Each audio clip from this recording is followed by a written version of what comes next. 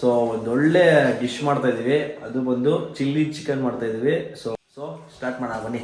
ಅರ್ಧ KG chicken ತಗೊಂಡಿದೀವಿ. ಶುಂಠಿ, ಬೆಳ್ಳುಳ್ಳಿ, ಒಂದು 15 ಮೆಣಸಿನ್ಕಾಯಿ ಹಾಕೊಬೇಕು. ಚಿಲ್ಲಿ ಸಾಸು, ಅದಾದ್ಮೇಲೆ ಸೋಯಾ ಸಾಸು.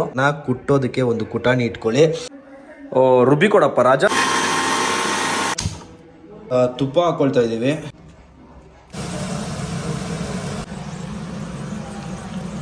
ಉಪ್ಪನ್ನು ಹಾಕಿಕೊಳ್ಳಿ. ನೋಡಿ, ಆಹಾ ಘಮ ಅಂತ ಇದೆ.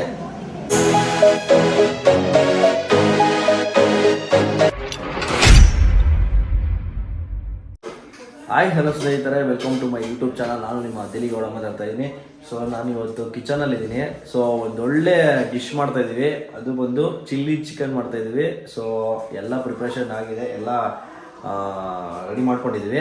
ಸೊ ಬನ್ನಿ ಯಾವ ಥರ ಮಾಡೋದು ಏನು ಅಂತ ನಾನು ಈ ವ್ಲಾಗಲ್ಲಿ ಕಂಪ್ಲೀಟಾಗಿ ನಿಮಗೆ ತಿಳಿಸ್ಕೊಡ್ತೀನಿ.